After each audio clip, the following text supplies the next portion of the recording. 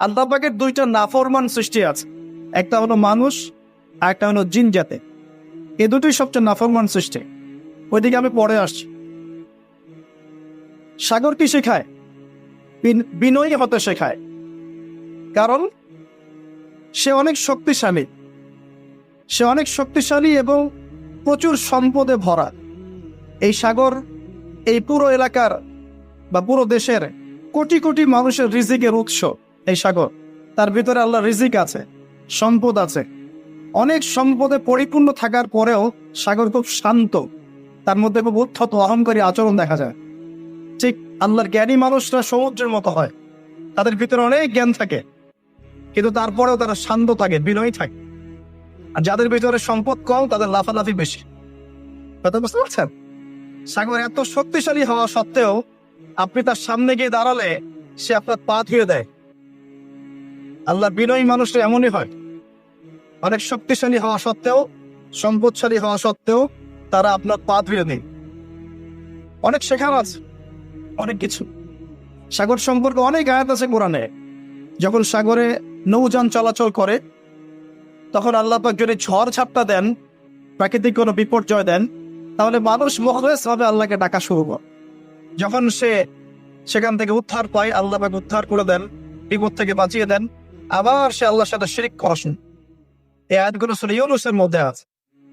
তো আমরা চেষ্টা করব সাগরের মতো সম্পদশালী হওয়ার জন্য। সম্পদশালী ভিতর থেকে, ভিতরে সম্পদ থাকবে, যেমন ভিতরে জ্ঞান থাকবে, কিন্তু বাইরে বিনয়ী ভাব থাকবে। সাগরের মতো পা ধুয়ে দেওয়ার মানসিকতা থাকতে হবে। এবং যখন সে আল্লাহর হুকুমে কর্জন প্রদান করা শুরু করে, তখন কিন্তু সামন পিছন সব ভাসিয়ে নিয়ে চলে। তাই নর্মালি শান্ত থাকতে হবে, যখন আল্লাহর হুকুম আসবে তখন ছাপিয়েও পড়তে হবে। কথা কি বুঝতে পারছেন? সমুদ্রের মতো অনেক কিছু শেখার আছে। এগুলো শিখতে হলে আগে দৃষ্টিভঙ্গি চেঞ্জ করতে হয়। সাধারণ মানুষের মতো সব দেখলে হবে না, আপনাকে খিদর আলাইহিস সালামের মতো দেখতে হবে। তার মতো মুসা আলাইহিস সালাম বলছেন যে নৌকা ফুটা করলেন কেন? সূরা কাহফ কেউ পড়েছেন? সূরা কাহফ পড়েছেন তো? নবী মুসা আলাইহিস সালাম বলছেন নৌকা ফুটা করলেন কেন? তিনি বলছেন নৌকা ফুটা না করলে জলদস্যু নিয়ে চলে যেত। মুসা আলাইহিস সালাম বলছেন নিষ্পাপ বাচ্চাকে হত্যা করলেন কেন? খিদর আলাইহিস সালাম বলছেন এই বাচ্চাকে হত্যা না করলে এই বাচ্চা বড় হয়ে বড় কাফের হতো, পিতা মাতাকেও কাফের বানাত। মুসা আলাইহিস সালাম বলছেন এই দেয়াল কেন নির্মাণ করলেন পারিশ্রমিক ছাড়াই? তিনি বলছেন দেয়াল নির্মাণ না করলে এর নিচে থাকা সম্পদ, এতিম বাচ্চাদের সম্পদ মানুষ নিয়ে চলে যেত। তিনটা প্রশ্নেই মুসা আলাইহিস সালাম বাইরের চোখ দিয়ে দেখেছেন, খিদর আলাইহিস সালাম তার ভিতরের চোখ দিয়ে দেখেছেন। এই যুগে যদি আপনি ফিতনা চিনতে চান, দাজ্জালীয় সভ্যতাকে চিনতে চান, তাদের প্ল্যানগুলো বুঝতে চান, স্বাভাবিক দৃষ্টিভঙ্গি দিয়ে দেখলে হবে না, ভিতরের চোখ দিয়ে দেখা শিখতে হয়। এটা সবচেয়ে বড় কথা আজকের মাহফিল। দৃষ্টিভঙ্গি চেঞ্জ করতে হবে, তারপরে আপনি ফিতনা ধরতে পারবেন, সমাধানও খুঁজে বের করতে পারবেন ইনশাআল্লাহ। তবে বাস্তবতা কি জানেন? বাস্তবতা হচ্ছে খিদর আলাইহিস সালামের মতো মানুষদেরকে এই সমাজ মূল্যায়ন করাবে।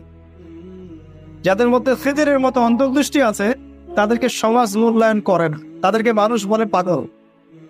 যেমন নবী সাল্লাল্লাহু আলাইহি ওয়াসাল্লামকেও মানুষ বলেছিল মাজনুন, পাগল হয়ে গেছে।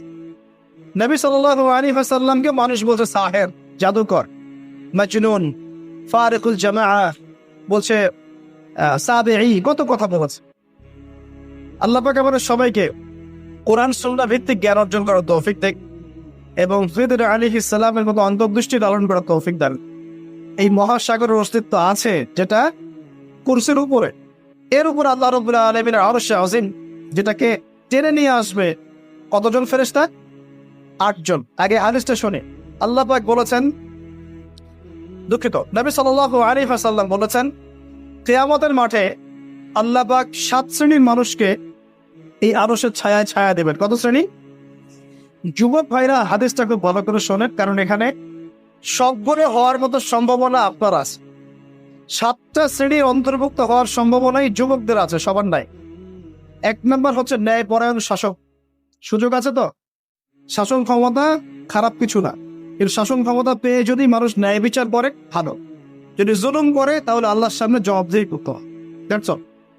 2 নম্বর সেই ব্যক্তি যার অন্তর মসজিদের সাথে ঝুলন্ত থাকে। কার সাথে? মোবাইলের সাথে না, কার সাথে? এখন অন্তর কার সাথে ঝুলন্ত থাকে? মোবাইলের সাথে। মসজিদের সাথে অন্তর ঝুলন্ত মানে কি? এটা কি সত্যি সত্যি কলেজে ঝুলা আছে? রূপকথা। মানুষ তো রূপক অর্থ বুঝতে পারে না এখন। মানে আপনি নামাজের জন্য, জামাতে নামাজ পড়ার জন্য উদ্গ্রীব হয়ে থাকেন, এটা হলো মসজিদের সাথে ঝুলন্ত হৃদয়। এরপর সেই ব্যক্তি, সেই যুবক যে তার যৌবনকালটা আল্লাহ পাকের ইবাদতে কাটিয়ে দিয়েছে, সুযোগ আছে না? আছে কি নাই? যুবকদের সুযোগ আছে কি নাই? 4 নাম্বার, সেই ব্যক্তি বা সেই দুই ব্যক্তি যারা একে অপরকে আল্লাহর জন্য মহব্বত করে। বয়ফ্রেন্ড গার্লফ্রেন্ড ট্রেডিশন বলা হচ্ছে না, বয়ফ্রেন্ড গার্লফ্রেন্ডের হারাম জেনার ভালোবাসা বলা হচ্ছে না। কি বলা হচ্ছে? দিনের জন্যে, আল্লাহর জন্যে দুজন পরস্পরকে ভালোবাসে, আল্লাহর জন্যেই বিচ্ছেদ করে।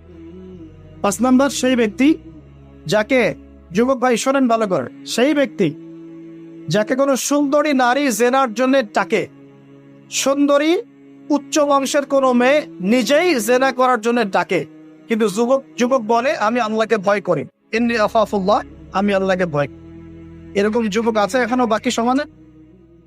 এখন তো ইচ্ছা করেই মানুষ জেনা করে।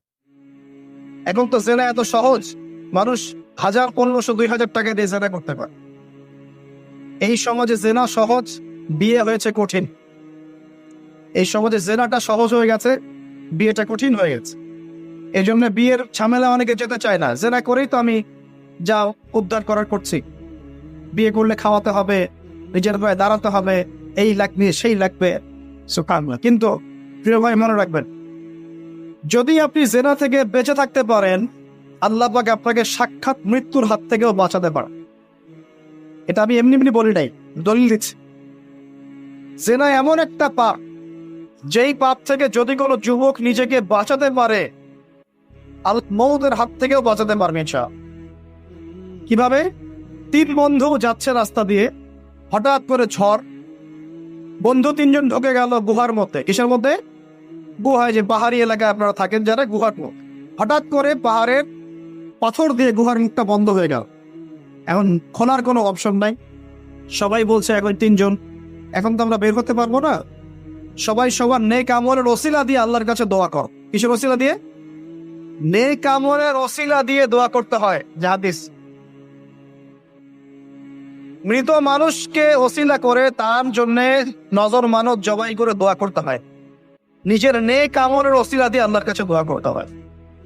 আল্লাহ পাক এখন দোয়া শুনলেন। একজন বলছে, আমি আমার পিতা মাতাকে খুব খেদমত করতাম, তাদেরকে দুধ পান না করে দুধ পান করাতাম না, নিজেও করতাম না, ছেলেদেরকে করাতাম না। আল্লাহ, এই কাজটা তোমার ভালো লাগলে আজকে গুহার মুখ থেকে পাথর সরিয়ে দাও। পাথর একটু সরে গে। পাথর আল্লাহর কথা শোনে কিনা? শোনে না? সবাই আল্লাহর কথা শোনে। আগুন আল্লাহর কথা শোনে কিনা? ইব্রাহিমের জন্য আগুন ঠান্ডা হয়ে যায় নাই? আচ্ছা, তারপরে আরেকজন দোয়া করছে, আল্লাহ, আমার এক কর্মচারী ছিল, তার বেতন বাকি ছিল, সে বেতন না নিয়ে চলে গেছে, আমি সেই বেতনটা দিয়ে কিছু গবাদি পশু কিনেছি।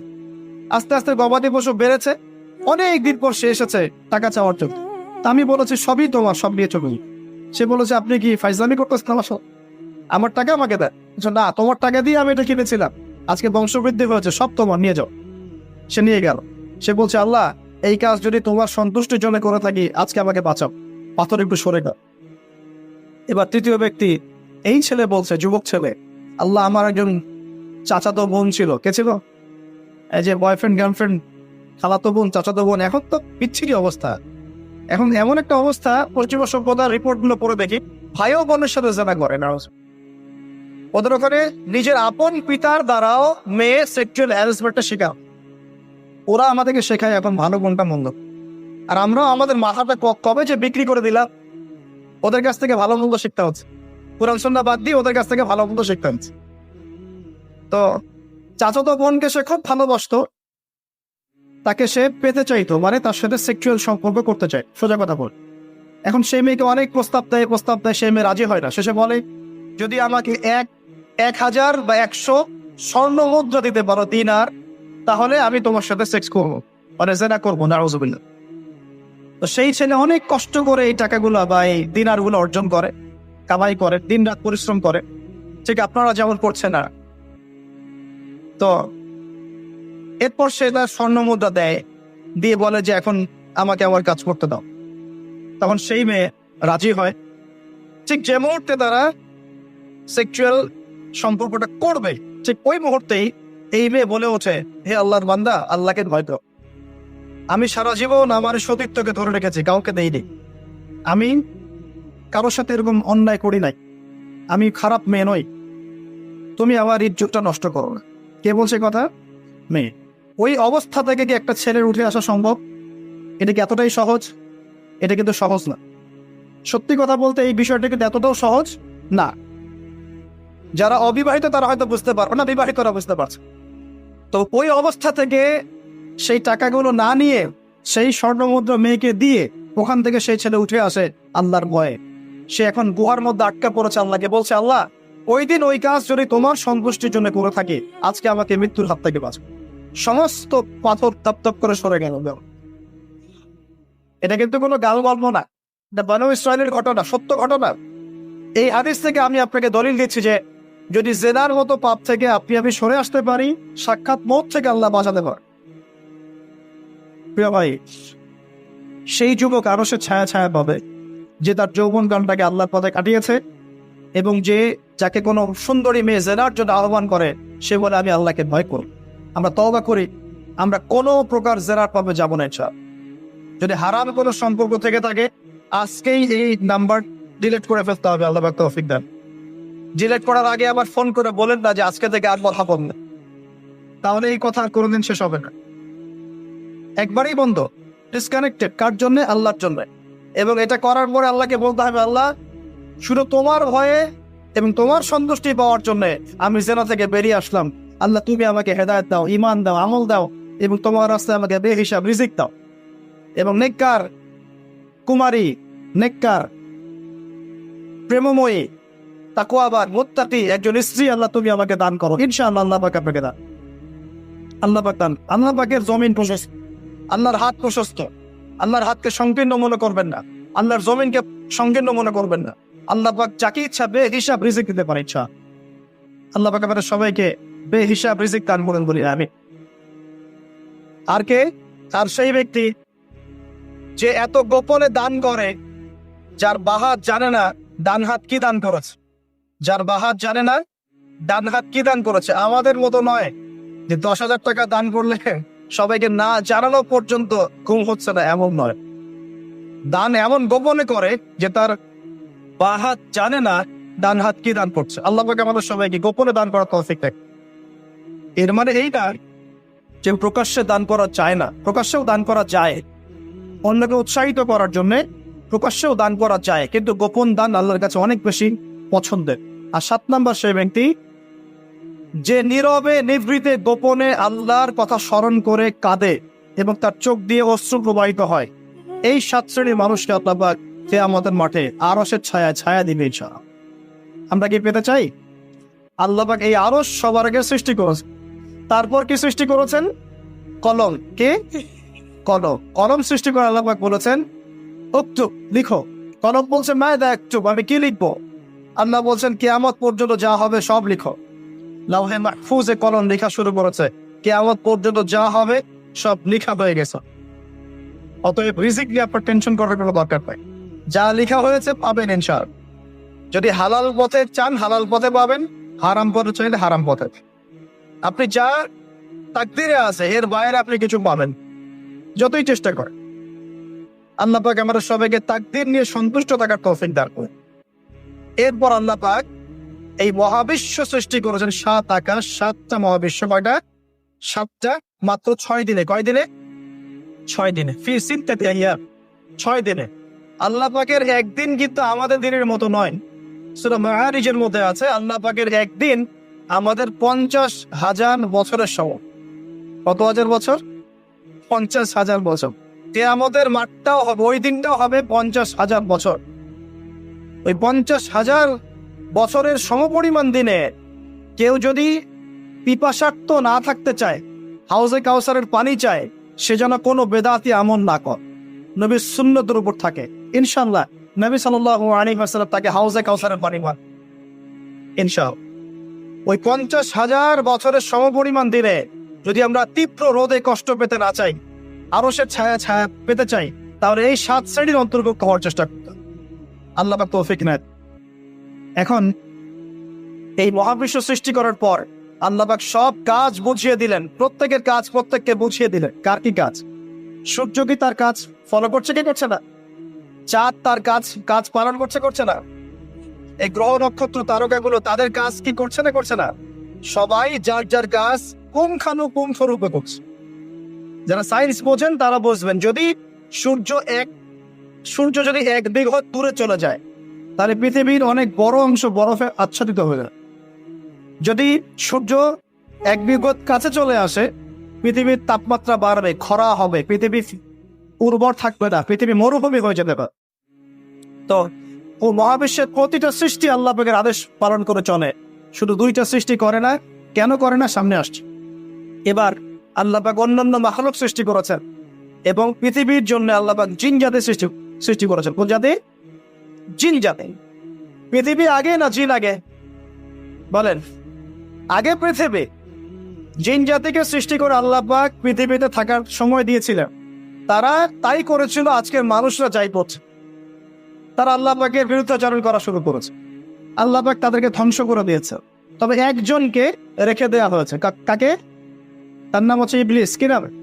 ইবলিস।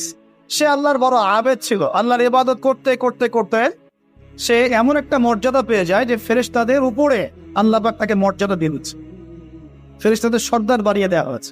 কাকে? ইবলিস। আচ্ছা, এবার পৃথিবী কিন্তু তার জায়গায় আছে। পৃথিবী কিন্তু ধ্বংস হয়ে যায় নাই। পৃথিবী আগে সৃষ্টি করা হয়েছে, ওটা তার জায়গায় আছে। অনেক দিন পর, অনেক দিন বলতে কতদিন আল্লাহ ভালো জানেন, আমরা জানি না। কত লক্ষ বছর, কত কোটি বছর আল্লাহ ভালো জানেন, আমরা জানি না। আমরা জানি সূরা দাহরের 1 নম্বর আয়াত আল্লাহ বলছেন, হাল আতা আলাল ইনসান হিনুম মিনাদ দাহর লাম ইয়াকুন শাইআন মাযকুরা। মানুষের উপরে এমন সময় চলে গেছে যে মানুষ একটা আলোচ্য বিষয় ছিল, এই মহাবিশ্বে অস্তিত্বই ছিল না মানুষ। এমন সময় মানুষের উপর চলে গেছে। আমরা এখন মনে করি মানুষই সবকিছু, নাকি? আল্লাহ বলছেন একটা সময় ছিল মানুষের অস্তিত্বই ছিল। আল্লাহ পাক বহুদিন পরে এবার ফেরেশতাদেরকে ডাকলেন, ডেকে বলছেন, ওয়াইজ ক্বালা রাব্বুকা লিল মালাইকা ইন্নী জাইলুন ফিল আরদি খলিফা। এ আমার ফেরেশতারা, আমি ওই জমিনে, পৃথিবীতে, আরদে আমি আমার খলিফা পাঠাতে চাই। কি চাই? খলিফা পাঠাতে চাই। আল্লাহর খলিফাকে এক কথায় যে আল্লাহর হুকুম মেনে চলে, যে আল্লাহর হুকুম মেনে চলে এবং প্রতিষ্ঠা করে, ন্যায় বিচার প্রতিষ্ঠা করে, সে আল্লাহর খলিফা। যে আল্লাহর হুকুম মানে না, প্রচার প্রসার প্রতিষ্ঠাও করে না, ন্যায় বিচারও করে না, সে আল্লাহর খলিফা নয়, শয়তানের খলিফা। কথা ক্লিয়ার? আচ্ছা, এবার ফেরেশতারা কি বলছেন? ফেরেশতারা বলছেন, আতাজআলু ফিহা মান ইউফসিদু ফিহা ওয়া ইয়াসফিকু দিমা। আপনি কি এমন কাউকে সৃষ্টি করতে যাচ্ছেন যে পৃথিবীতে গিয়ে ফিতনা ফাসাদ করবে আর রক্তপাত ঘটাবে? কয়টা কাজ করবে? 2টা। ফিতনা ফাসাদ করবে, রক্তপাত ঘটাবে। আজকে সারা দুনিয়ায় মানুষ ফিতনা করছে কিনা? পরিবেশ বিপর্যয় করছে, পলিটিক্সে ফিতনা, ইকোনমিক্সে ফিতনা, সমাজে ফিতনা, কালচারে ফিতনা, এখন এডুকেশনেও ফিতনা, সবখানেই ফিতনা। তো এইটাই ফেরেশতারা বলেছিলেন যে মানুষ ফিতনা সৃষ্টি করবে, আর কি করবে? রক্তপাত ঘটাবে। সারা বিশ্বে রক্তপাত ঘটাচ্ছে কিনা মানুষ? ঘটাচ্ছে না? এই তো প্রথম বিশ্বযুদ্ধে কত মানুষ মারা গেছে? 3 থেকে 4 কোটি। 3 থেকে 4 কোটি। নবী সাল্লাল্লাহু আলাইহি ওয়াসাল্লাম এবং সাহাবীরা যত যুদ্ধ করেছেন ইসলামের জন্য, সবগুলো যুদ্ধের পরিসংখ্যান মিলালে 10,000 মানুষও মারা যায় না। 10,000ও না। আর তোমাদের শুধু প্রথম বিশ্বযুদ্ধেই 3 থেকে 4 কোটি মানুষ মারা গেছে। সেকেন্ড ওয়ার্ল্ড ওয়ারে মারা গেছে 7 থেকে 8 কোটি মানুষ। ভিয়েতনাম যুদ্ধে এরকম প্রায় 4 থেকে 5 লক্ষ, আরো বেশি হতে পারে। চায়নায়, রাশিয়ায়, আপনার ইতালিতে যে বড় বড় রেভলিউশন হয়েছে, দেখবেন লক্ষ লক্ষ মানুষ মারা গেছে, লক্ষ লক্ষ। এই যে শুরু হচ্ছে ইউক্রেন রাশিয়া, এই যুদ্ধ এত তাড়াতাড়ি থামবে না, এই যুদ্ধ এত দ্রুত বন্ধ হবে না, এটা কন্টিনিউয়াসলি চলতে থাকবে। ওদের প্ল্যান ছিল সিরিয়াকে নিয়ে, সিরিয়াকে কেন্দ্র করে তার একটা মালহামা চেয়েছিল, গ্রেট ওয়ার, বিশ্বযুদ্ধ। ওটা হয়নি, আলহামদুলিল্লাহ হয় না, আলহামদুলিল্লাহ হয়নি। এখন নতুন পরিকল্পনা হচ্ছে এই যে ইউক্রেন রাশিয়া ইস্যু নিয়ে সারা ওয়ার্ল্ডে একটা ফিতনা সৃষ্টি করে। অলরেডি তারা ফিতনা সৃষ্টি করেই ফেলেছে। গ্যাসের দাম বেড়ে গেছে, তেলের দাম বেড়ে গেছে, এক্সপোর্ট ইম্পোর্ট করা হচ্ছে, অনেক সমস্যা হচ্ছে। এবং এটাকে জিইয়ে রাখা হচ্ছে অস্ত্র দিয়ে, প্রযুক্তি দিয়ে, হ্যাঁ, ট্যাঙ্ক দিয়ে সমরাস্ত্র দিয়ে ওরা জিগিয়ে রাখছে যুদ্ধটাকে, যে চলুক, কন্টিনিউয়াসলি চলতে থাক। কারণ তাদের উদ্দেশ্য হচ্ছে পুরো বিশ্বে একটা ব্যাসাকার যুদ্ধ লাগানো। এটা আস্তে আস্তে আপনারা বুঝতে পার, আমাকে কিছুই বলতে হবে না, আস্তে আস্তে আপনারা এমনি বুঝতে পার। সারা বিশ্বে একটা গ্রেট ওয়ার হতে পারে, যেটাকে মিলিটারি অ্যাফেয়ার্স যারা বুঝেন তারা বলেন যে নিউক্লিয়ার ওয়ার বা পারমাণবিক যুদ্ধের কথা। এটা কিন্তু আমাদের দরজায় দাঁড়িয়ে আছে। আমরা দোয়া করি এমনটা না হোক, কিন্তু হতে পারে।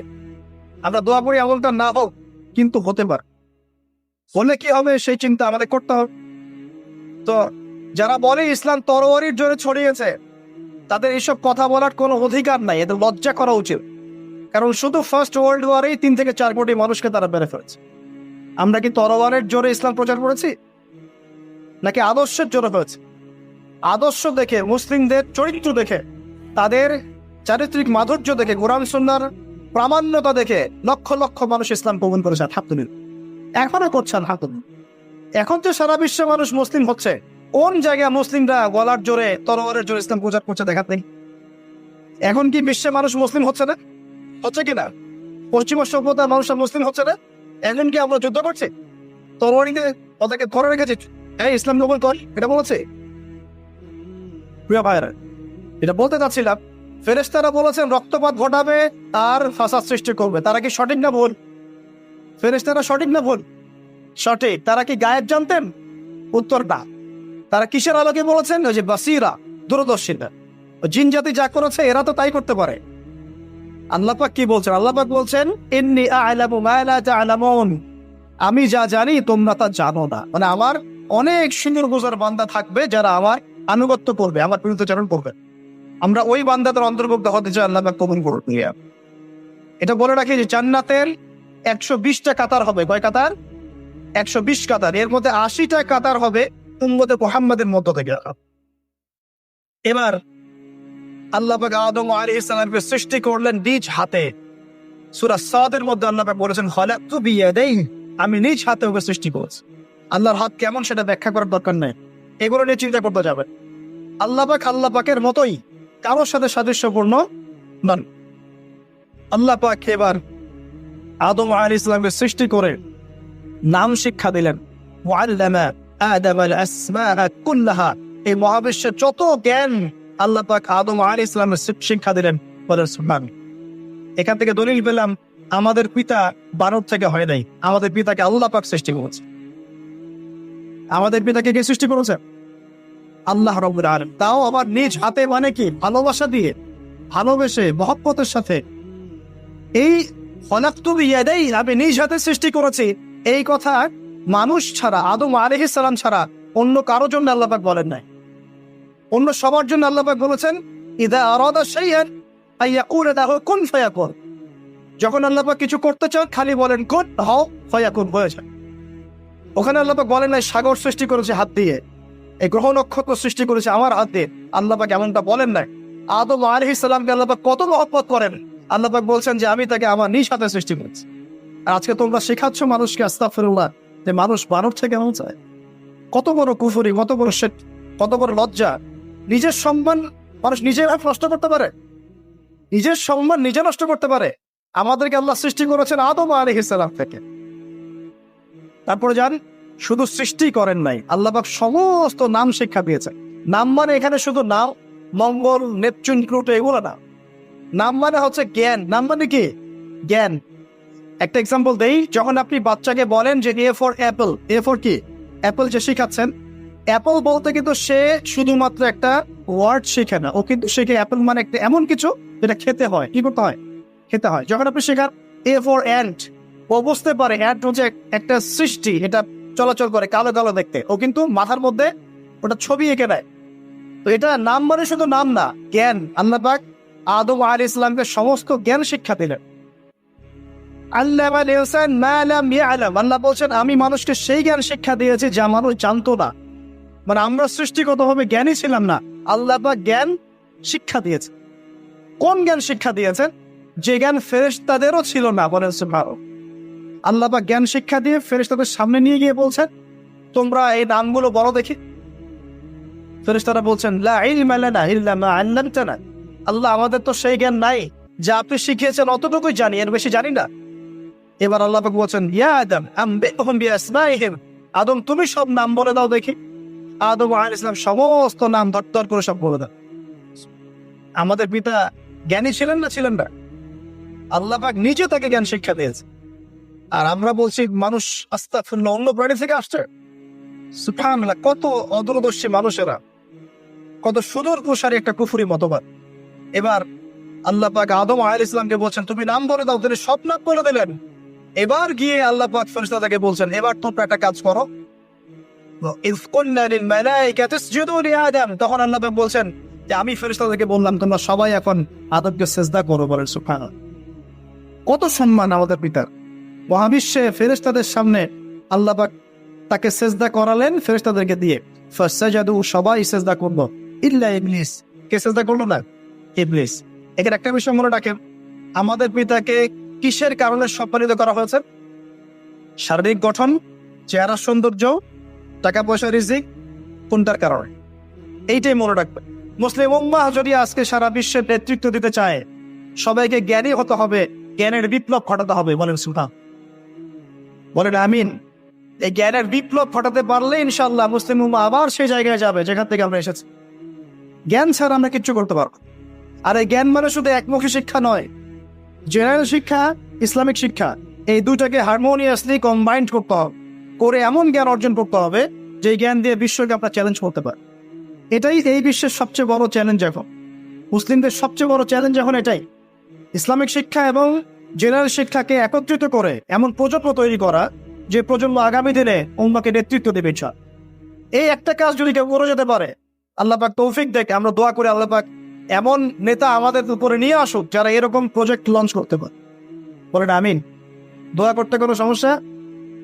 অথবা যদি কেউ হাল না ধরে, আল্লাহ পাক যেন এমন কিছু মানুষ তৈরি করে দেন যারা এই জ্ঞানতাত্ত্বিক বিপ্লব নিয়ে কাজ করবে ইনশাআল্লাহ। এটা সবচেয়ে ইম্পর্টেন্ট কাজ এখন। না হলে আজকে থেকে 20-30 বছর পরে এই প্রজন্মকে আপনি আর খুঁজে পাবেন। দেখবেন এমন প্রজন্ম চলে আসছে যারা বলবে আল্লাহর সাথে আমাদের কোনো সম্পর্ক নাই, নামাজ পড়বে না, রোজা রাখবে না, যাকাত দিবে না, আল্লাহকে চিনবে না। দেখে নিয়েন, আমরা দোয়া করি এমনটা না হোক, কিন্তু যদি আমরা হাল ছেড়ে দিই এখন, এমনটাই হবে।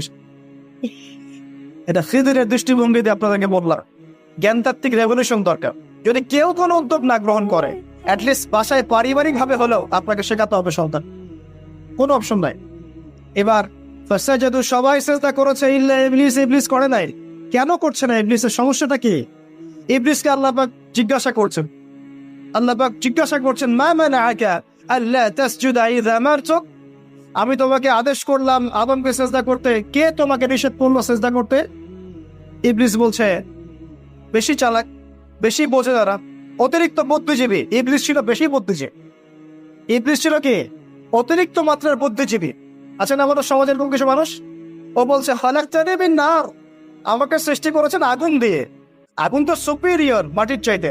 খালাকতাহু মিন তিন, আর আপনি এই আদমকে সৃষ্টি করেছেন মাটি থেকে, কাদা মাটি দিয়ে, আমি কেন আদমকে সিজদা করতে চাই? যুক্তি, অতি যুক্তিবাদী, অতি বুদ্ধি। আল্লাহ পাক বলছেন ফাখরুজ মিনহা ফাইন্নাকা রাজিম, এখান থেকে বের হয়ে যাও, তুমি অভিশপ্ত। ফাইন্না আলাইকা লা'নাতা ইলা ইয়াউমিদ্দিন, আমার আদেশ লঙ্ঘন করার কারণে কিয়ামত পর্যন্ত তোমার উপর লানত, অভিশাপ বসবে। আল্লাহ পাক তাড়িয়ে দিলেন, একদম থ্রোন অ্যাওয়ে। আমরা বলি না আউযু বিল্লাহি মিনাশ শাইতানির রাজিম, রাজিম শব্দের মানে হচ্ছে বিতাড়িত, থ্রোন অ্যাওয়ে, কাস্ট, যাকে অভিশাপ করা হয়েছে। এবার ভালো করে শোনেন প্রিয় ভাই, ইবলিসের এই স্টেটমেন্ট গুলো শোনেন। এবার ইবলিস বলছে রব্বি আনজিরনি ইলা ইয়াউমি ইউবআসুন, এই স্টেটমেন্টটা ভালো করে শোনেন। ইবলিস বলছে রব্বি, হে আমার রব।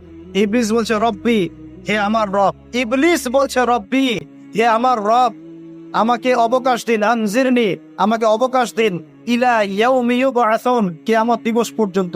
ইবলিস আল্লাহকে বিশ্বাস করে কি করে না? ইবলিস আস্তে হাসতে বলেন, ইবলিস বলছে রব্বি, রব্বি মানে কি? হে আমার রব। রব্বি মানে রব না, রব্বি মানে আমার রব। রব্বুন মানে রব, রব্বুহু তার রব, রব্বুহুম তাদের রব, রব্বুকা মানে তোমার রব, রব্বুকুম মানে তোমাদের রব, রব্বি মানে কি? আমার রব, রব্বুনা আমাদের রব। এটা গ্রামার, বুঝতে পারছেন? ইবলিস বলছে রব্বি মানে কি, হে আমার রব, আনজিরনি আমাকে অবকাশ দিন, ইলা ইয়াউমি ইউবআসুন কিয়ামত দিবস পর্যন্ত। ইবলিস আস্তিক না নাস্তিক? তাহলে এখন বলেন তো, আমরা যারা দুনিয়াতে আল্লাহকে অস্বীকার করছি তারা ইবলিসের চেয়ে বড় না ছোট? দলিল দিলাম তো নাকি এমনি এমনি বললাম?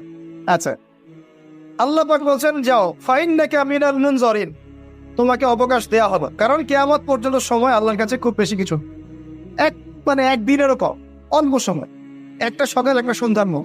ঠিক আছে, দিলাম, যাও। এবার ইবলিস চ্যালেঞ্জ করছে, এই চ্যালেঞ্জটা আমাদের সবাইকে মনে রাখতে হবে, সারা জীবন ইবলিসের এই স্টেটমেন্টটা মনে রাখতে হবে। সেটা কি?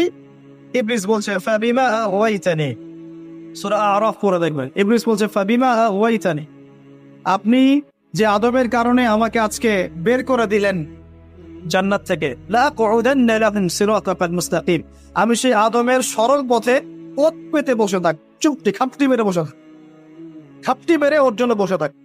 আর সুম্মা লাতিয়ান্না মিন বাইনি আইদিহিম, আমি অবশ্যই তার সামন থেকে আসবো। সুম্মা লাতিয়ান্নাহুম মিন বাইনি আইদিহিম, আমি আদম সন্তানদের সামন থেকে আসবো, সামন থেকে মানে সরাসরি ওয়াসওয়াসা দিন। ওয়া মিন খালফিহিম, পেছন থেকে আসবো মানে পিছন থেকে ওয়াসওয়াসা দিন। ওয়া আন আইমানিহিম, ডান দিক থেকে ওয়াসওয়াসা দিন। ওয়া আন শামাইলিহিম, বাম দিক থেকে আসবো। ওয়া লা তাজিদু আকসারাহুম শাকিরিন, আপনি বেশিরভাগ আদম সন্তানকে শুকরগুজার পাবেন। ইবলিস ঠিক বলেছে না ভুল বলেছে? বেশিরভাগ মানুষ নামাজ পড়ে না, বেশিরভাগ মানুষ সুদ খায় কি খায় না, বেশিরভাগ মেয়ে এখন বেপরদায় চলে কি চলে না, বেশিরভাগ মানুষ এখন অন্যায় করে কি করে না, বেশিরভাগ মানুষই আল্লাহ থেকে দূরে চলে। ইবলিস কিন্তু ঠিকই বলেছে, ঠিক বলে না?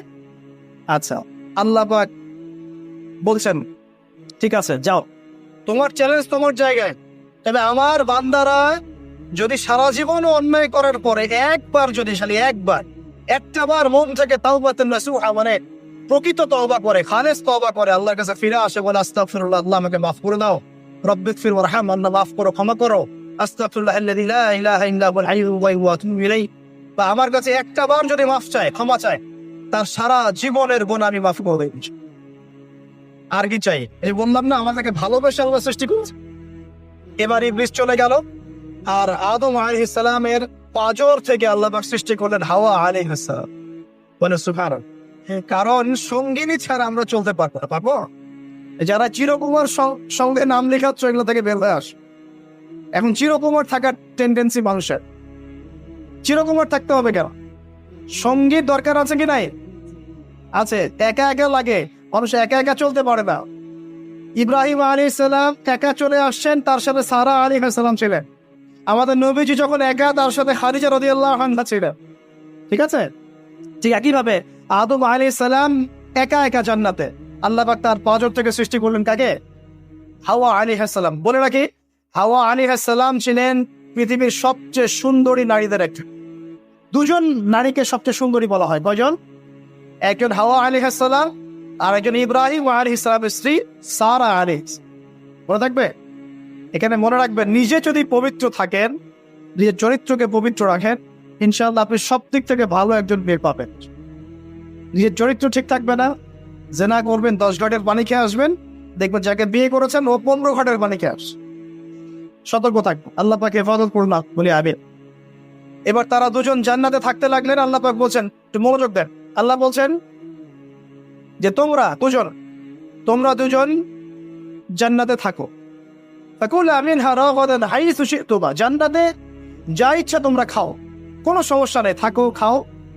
ওয়ালা তাকরাবা হাদিহি শাজারা, কিন্তু একটা আদেশ করছি তোমাদেরকে, এই যে গাছটা দেখছো, এই গাছের কাছেও যাবে না।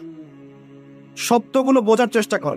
আল্লাহ পাক বলছেন না যে গাছের ফল খাবে না, আল্লাহ পাক বলছেন গাছের কাছেও যাবে না। ঠিক যেমন আল্লাহ বলছেন ওয়ালা তাকরাবু আমওয়ালাল ইয়াতীম, এতিমের মালের কাছেও যাবে না। আল্লাহ বলছেন না এতিমের মাল খেও না। আল্লাহ বলছেন ওয়ালা তাকরাবু জিনার, জেনার কাছেও যেও না। আল্লাহ কিন্তু বলছেন না জেনা করো না। ঠিক একই ভাষা আল্লাহ পাক বলছেন ওয়ালা তাকরাবা হাদিহি শাজারা, তোমরা দুজন এই গাছের কাছেও যাবেন। দ্যাটস অল, আর কোনো সমস্যা নেই, জান্নাতে থাক। এবার তারা জান্নাতে থাকতে লাগলেন। থাকতে থাকতে এক পর্যায়ে ইবলিস ওয়াসওয়াসা দেওয়া শুরু করলো। কি ওয়াসওয়াসা দিল যে আমাদের পিতা মাতা সেখানে চলে গেলেন? ভাবার বিষয় তো নাকি? কি এমন বললো ইবলিস যে তা আমাদের পিতা মাতা রিসিভড হয়ে গেলেন? এই কথাটা আছে সূরা তাহায়। কোন সূরা? তাহা পড়ে দেখবেন। আল্লাহ পাক বলছেন, ইবলিস আমাদের পিতাকে বোঝাচ্ছে, বলছে, ইয়া আদম, হে আদম, হাল আদুল্লুকা, আমি কি তোমাকে জানিয়ে দেব, আমি কি তোমাকে জানিয়ে দেব, খবর দিব, আলা শাজারাতিল খুলদি ওয়া মুলকিন লা ইয়াবলা, এমন একটা গাছের কথা কি জানিয়ে দিব যেই গাছের কাছে গেলে বা তার ফল খেলে তুমি দুটো জিনিস পাবে, চিরস্থায়িত্ব পাবে, কোনোদিন মরবে না, আর বিশাল ক্ষমতার মালিক হবে। অন্য আয়াতে আসছে যে তোমরা ফেরেশতা হয়ে যাও। এই দুটো কথা। তাহলে কি প্রলোভন দিল? চিরস্থায়িত্বের প্রলোভন এবং কি অমরত্বের প্রলোভন, অমরত্ব এবং ক্ষমতা। একটু মনোযোগ দেন।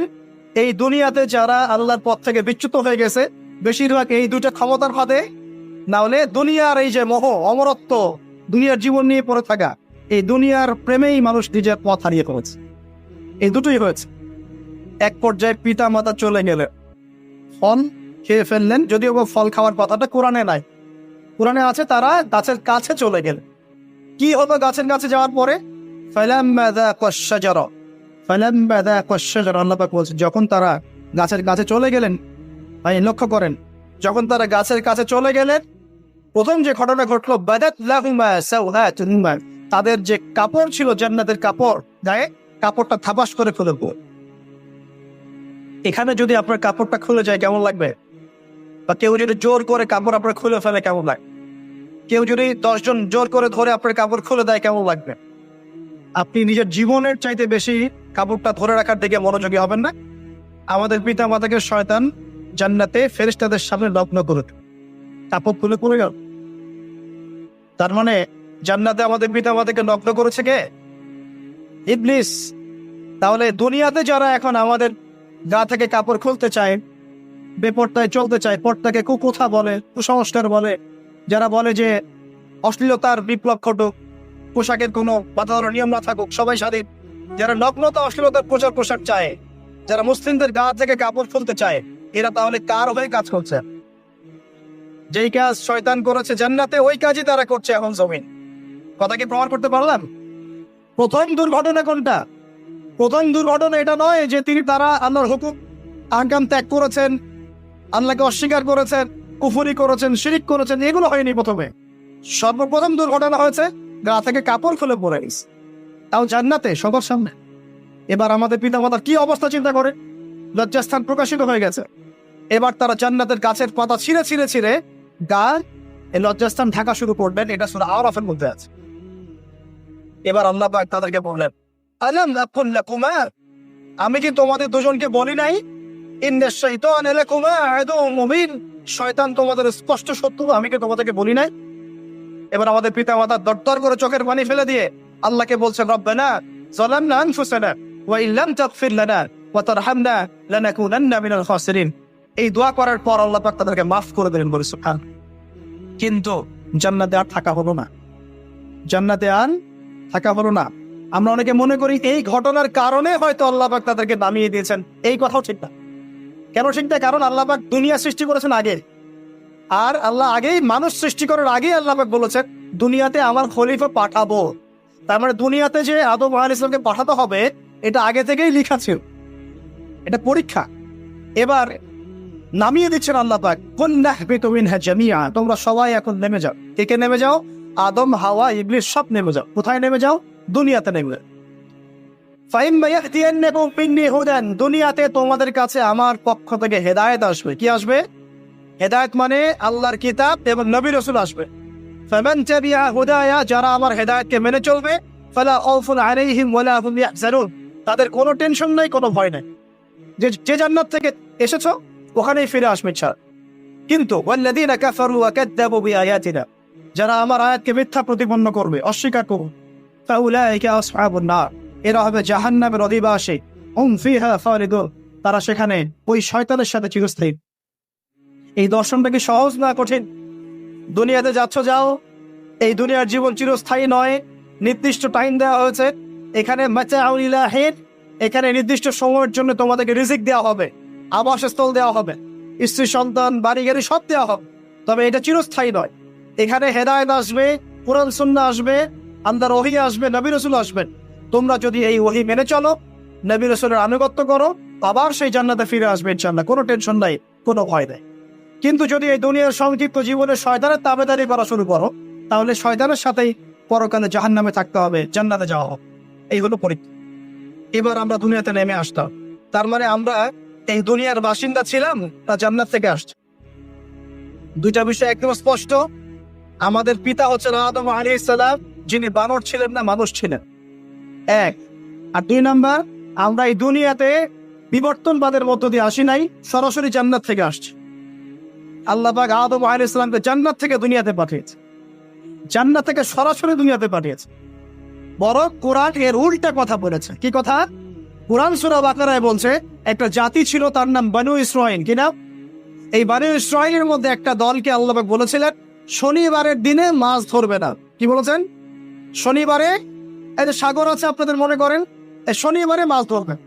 তো বনু ইসরাঈল বেশি চালাক, অতি চালাক, যারা ওই যে প্যালেস্টাইন দখল করে বসে আছে, ওরা দাবি করে আর কি, আসলে এরা সত্যিকারের বনু ইসরাঈল নয়, এরা ইউরোপিয়ান জিউস, এরা কিন্তু সত্যিকারের বনু ইসরাঈল নয়।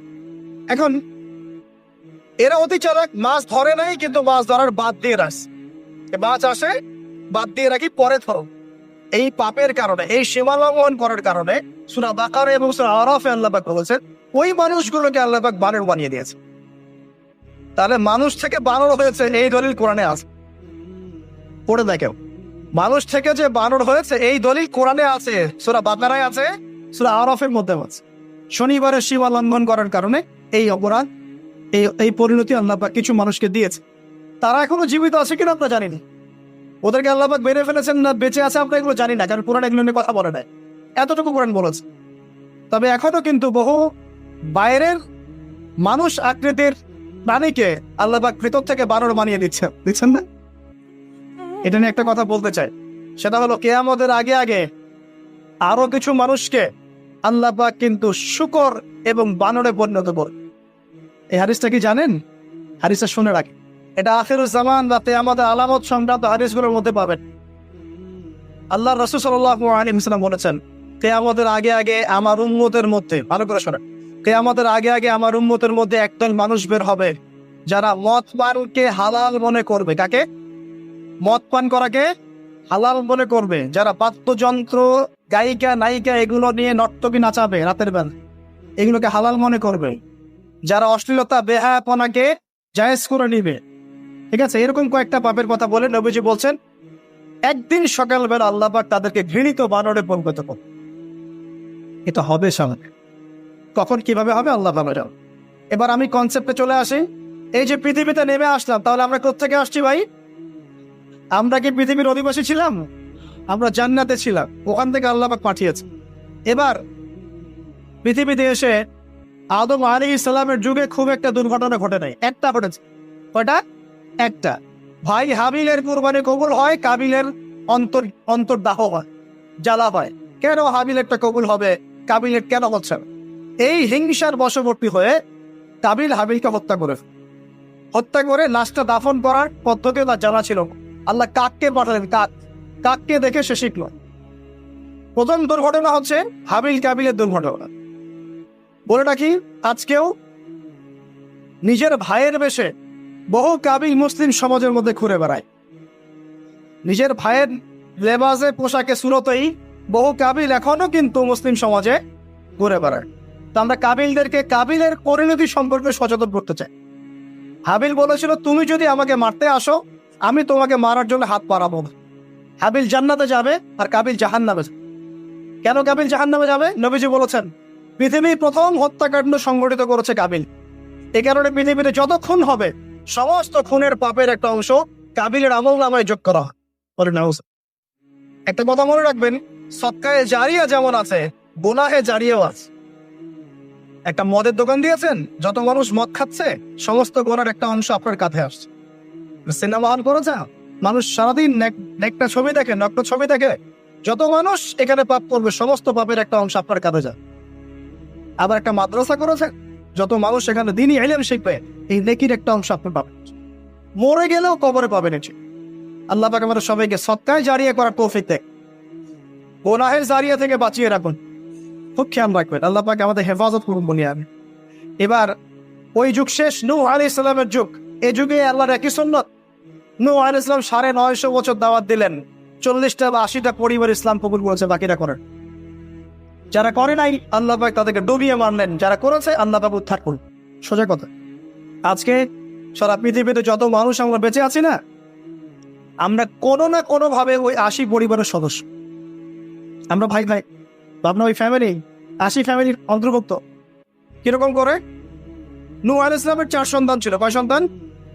এক সন্তানের নাম হচ্ছে হাম। কি নাম? হাম।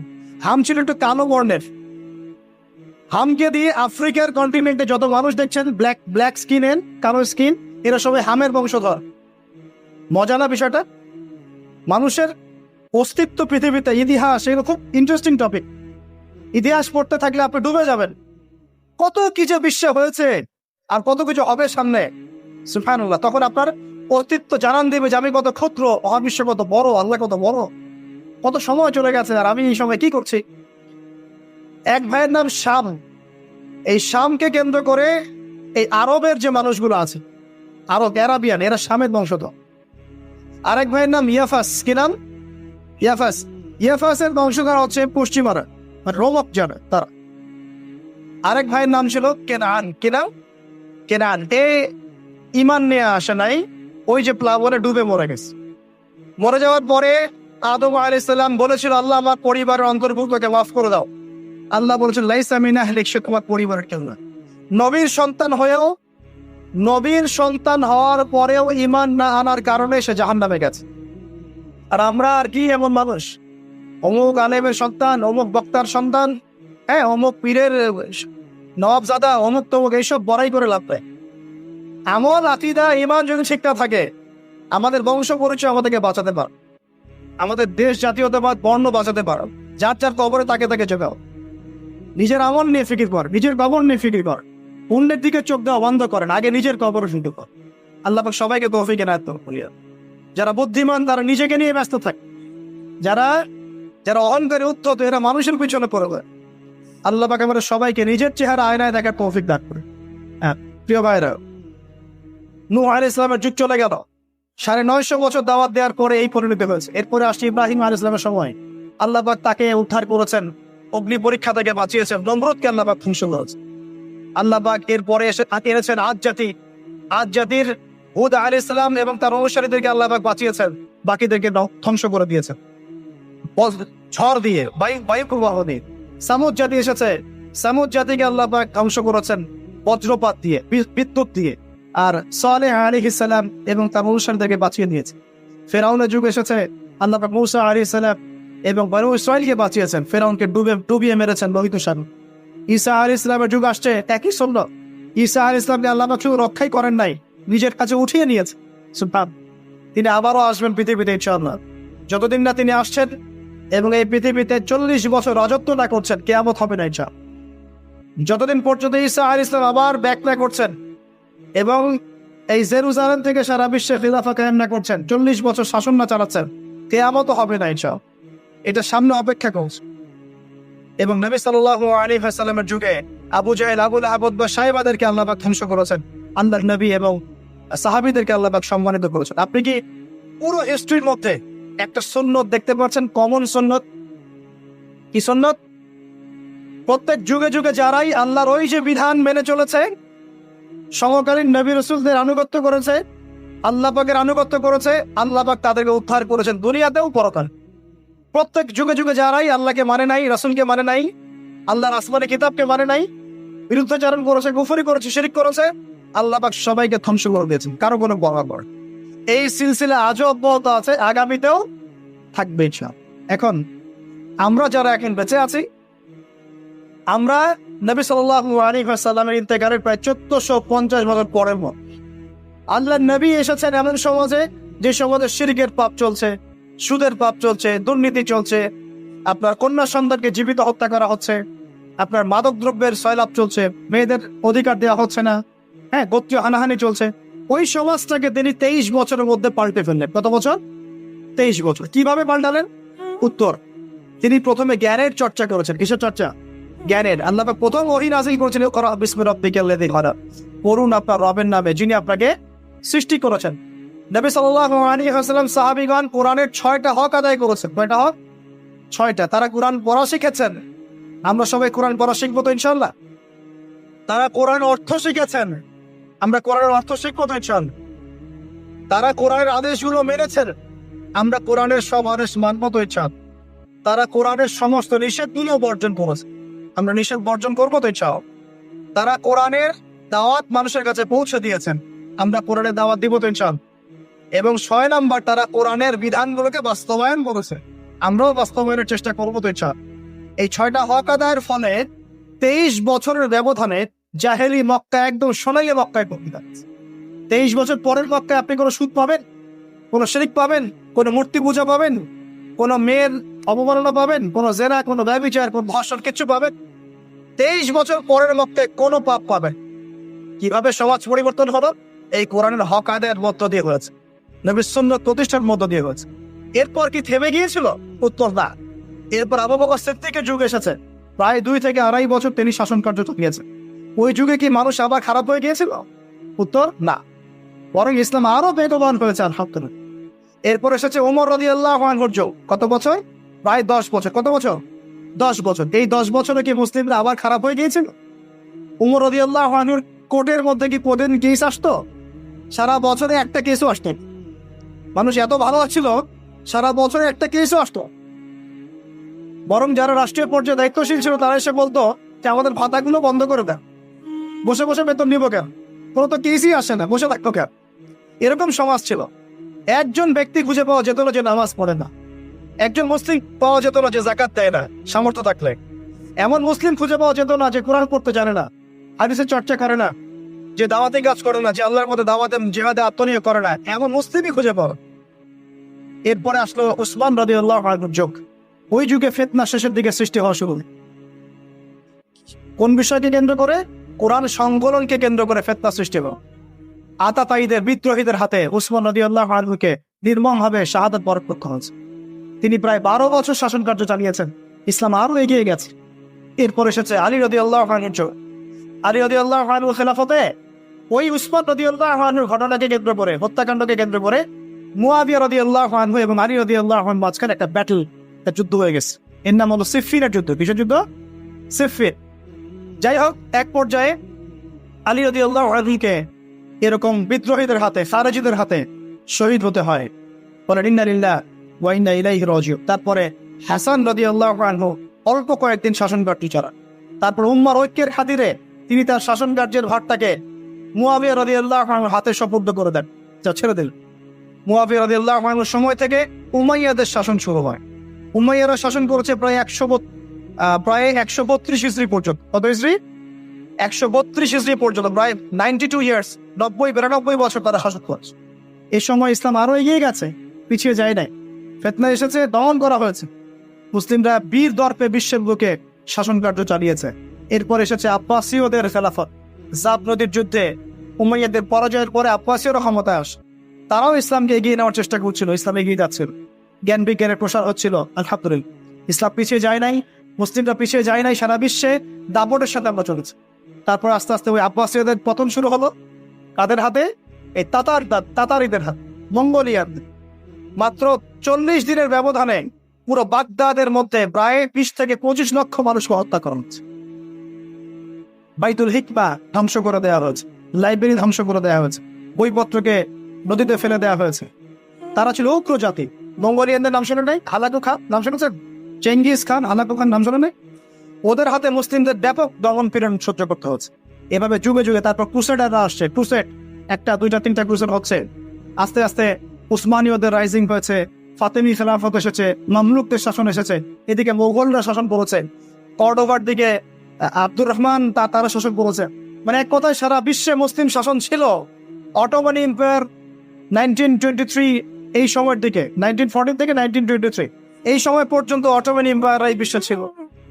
তারপর প্রথম বিশ্বযুদ্ধে যখন তারা রাশিয়ার পক্ষ নেয়, এরপরে ব্রিটেন যখন জয়লাভ করে, এই সময় থেকে মুসলিমদের ডমিনেটেড হওয়ার সময়টা শুরু। তারপরে মুসলিমরা আস্তে আস্তে রাষ্ট্র ভাগ করে ফেলেছে। প্রত্যেক রাষ্ট্র টুকরা টুকরা হয়ে গেছে, ইউনিটি নষ্ট হয়ে গেছে, রাষ্ট্রের ভিতরে বিভিন্ন ফাসাদ তৈরি করে দেওয়া হয়েছে, মুসলিমদের ঐক্য ভেঙে গেছে, ইকোনমি দুর্বল হচ্ছে। সব মিলিয়ে আছে মুসলিমদের আজকে এই অবস্থা আছে। আমাদের এখন যুবকরা চিনে না আল্লাহকে, নামাজ পড়তে মানুষ খুঁজে পাওয়া যাচ্ছে না, যাকাত দেওয়ার মানুষ পাওয়া যায় না।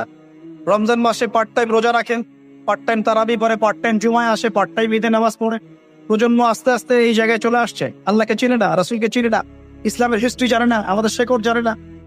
এমনি এমনি হয়নি, লাস্ট 100 বছরে এই জায়গায় আমরা আসছি। লাস্ট 100 বছরের হিস্ট্রি ভালো করে পড়ে দেখবেন, বলার সময় নাই এখানে। লাস্ট 100 বছরের হিস্ট্রি পড়ে দেখবেন, যে জায়গায় আমরা ছিলাম সেখান থেকে একদম তলানিতে নেমে চল। এখন প্রশ্ন হচ্ছে, এই অবস্থায় কি চিরস্থায়ী থাকবো, নাকি এখান থেকে আমরা সামনে যাও? সামনে যে এমনি এমনি যাওয়া হবে না এটা নিশ্চিত। সামনে যাওয়ার জন্য কিছু কাজ এবং ক্রাইটেরিয়া মেনটেন করতে হবে। আমরা জানি এরপরে আসবে ইমামুল মাহদির শাসন, তারপরে আসবে নবী ঈসা আলাইহিস সালামের শাসন, তারপরে দাজ্জালকে মেরে ফেলা হবে। আর দাজ্জালকে মেরে ফেলার আগে দাজ্জাল তার অনুসারীদেরকে নিয়ে বিশ্ব শাসন করবে 40 বছর। 40 বছর না, 40 দিন। 40 দিন। প্রথম দিন হবে 1 বছরের সমান, দ্বিতীয় দিন হচ্ছে 1 মাস, তৃতীয় দিন 1 সপ্তাহের সমান। তারপরে দিনগুলো আমাদের দিনের মতোই। এরপরে ঈসা আলাইহিস সালামের আগমনের মধ্য দিয়ে তার ধ্বংস হবে। এরপর ইয়াজুজ আর মাজুজ বের হবে। ইয়াজুজ আর মাজুজ খুব হিংস্র হবে, তাদেরকে হত্যা করার ক্ষমতা মুসলিমদের থাকবে না। মুসলিমরা তুর পাহাড়ে আশ্রয় নেবে, আল্লাহ পাকের গজবে তাদের ঘাড়ের মধ্যে একটা ভাইরাস জন্ম নেবে, এতে তারা মারা যাবে। বড় বড় নখরওয়ালা প্রাণী আল্লাহ পাঠাবেন, পাখি, এরা এসে এদেরকে উঠিয়ে উঠিয়ে কোনো জায়গায় ফেলে দিবে, মহাবিশ্বের কোনো এক জায়গায় এনে ফেলে দেবে। তারপর আল্লাহ পাক বৃষ্টি বর্ষণ করবেন, প্রচুর বৃষ্টি বর্ষিত হবে এবং বিশ্বের এই জমিনটা উর্বর হবে। তখন একটা ডালিম দেখেছেন, একটা ডালিম একটা পরিবার খাবে, একটা ডালিমের খোসার মধ্যে একটা পরিবার আশ্রয় নিতে পারে, এত বড় বড় ফসল হয়। 40 বছর ঈসা আলাইহিস সালাম এই বিশ্বকে শাসক করবে ন্যায়ের ভিত্তিতে, আদালতের ভিত্তিতে। ঘাটে মহিষে 1 ঘাটে পানি খাও, বাঘে মহিষে 1 ঘাটে পানি খাও, কেউ কারো উপর জুলুম করবে না। এরপর তার বিয়ে শাদী হবে, সন্তান হবে এবং তার ইন্তেকালও হবে স্বাভাবিকভাবে, এবং তাকে দাফন করা হবে নবী মুহাম্মদ সাল্লাল্লাহু আলাইহি ওয়াসাল্লামের কবরের পাশে, রওজার পাশে। এরপরে মানুষ আবার খারাপ হওয়া শুরু করবে, এতটা খারাপ হবে যে মানুষ রাস্তার মোড়ে মোড়ে জেনা ব্যভিচারে লিপ্ত হবে না, কুকুর শেয়ারের মতো। এই অবস্থায় পশ্চিম দিক থেকে সূর্য উঠবে এবং ব্যবসায়ী ব্যবসা করতে বসেছে, কাপড় খুলেছে, এই কাপড় গুটিয়ে নেওয়ার আগে কিয়ামত হয়ে যায়। একজন ব্যক্তি পানির বোতল খুলেছে, পানি মুখে দেওয়ার আগেই কিয়ামত হয়ে যাবে। একজন ব্যক্তি বাসা থেকে বের হয়েছে, বাসায় ফেরত যাওয়ার আগে কিয়ামত হয়ে যাবে। উঠকে পানি পান করানোর আগে কিয়ামত হয়ে যাবে। ওই সময় তওবার দরজা বন্ধ হয়ে যাবে। এই ইসরাফিল আলাইহিস সালাম সিংহায় ফুঁক দিয়ে দিবেন, মহাবিশ্ব ধ্বংস হয়ে যাবে। আল্লাহ পাক দ্বিতীয় ফুৎকারের মধ্য দিয়ে আবার সবাইকে উঠাবেন এবং এই দুনিয়ার জীবনে আমরা যে কাজগুলো করেছি এর হিসাব আমাদেরকে দিতে হবে। সেদিন যদি আমরা আল্লাহর কাছে প্রত্যেকটা কাজের হিসাব দিতে পারি, কোরআন সুন্নাহর উপর থাকতে পারি, আল্লাহর বিধিবিধান মেনে চলতে পারি, এই কারাগারের জীবনে আল্লাহর বিধান মেনে চলতে পারি, ইনশাআল্লাহ যে জান্নাত থেকে আসছি আবার সেখানে ফিরে যাবো। আর যদি ওই দিন আমরা হিসাব দিতে ব্যর্থ হই, আল্লাহ না করুক, তাহলে ওই ইবলিসের সাথে তার অনুসারীদের সাথে আমাদের সবাইকে জাহান্নামে থাকতে হবে বলে না হোসেন। এভাবে হিস্ট্রি শুরু হয়েছে, হিস্ট্রি শেষ হবে। এই দুনিয়া চিরস্থায়ী হবে না, আর আমাদের অবস্থা এমন থাকবে না। এখন শেষ কথা হচ্ছে, এই অবস্থা থেকে উত্তরণের জন্য আমাদের কি করণীয়? উত্তর, আমাদের প্রথম দরকার জ্ঞান চর্চা। কি দরকার ভাই? জ্ঞান চর্চা, প্রচুর জ্ঞান চর্চা প্রয়োজন। জ্ঞান নাই কিছুই করতে পারবো। দ্বিতীয় কাজ হলো আমাদের সবার দরকার জানা অনুযায়ী আমল কর। জানা অনুযায়ী আমল করা, যে যত বেশি জানি আমল করার চেষ্টা করি, আল্লাহ পাক তৌফিক দান। এরপর দরকার আদর্শ পরিবার গড়ে তোলা। পারিবারিক আদর্শ সুন্দর হলে পরে সমাজটা সুন্দর হবে। আল্লাহ পাক আমাদের সবাইকে আদর্শ পরিবার গড়ার তৌফিক দান। দিনদার মেয়েকে বিয়ে করবেন, দিনদার ছেলেকে বিয়ে করবেন, অল্পে তুষ্ট থাকবেন, পরিবারের বিষয়ে সবর করবেন এবং সন্তানদেরকে মানুষ করে যাওয়ার চেষ্টা করবেন। এরপর দরকার আমাদের হালাল রিজিক। সবাই যদি হালাল রিজিকে সন্তুষ্ট থাকি, সমাজের মধ্য থেকে অন্যায় এমনি অটোমেটিক কমে যাবে ইনশাআল্লাহ। প্রত্যেকটা কাজ করার আগে চিন্তা করব কিভাবে করলে হালাল হবে, কিভাবে করলে হারাম হবে। এরপর দরকার নবী সাল্লাল্লাহু আলাইহি ওয়াসাল্লামের সুন্নাহ মাফিক জীবন গড়া। 24 ঘন্টার দিন রাতে যে কাজগুলো আছে, এই কাজগুলোকে নবীর সুন্নাত অনুযায়ী করার চেষ্টা করব। আল্লাহ পাক তৌফিক দান।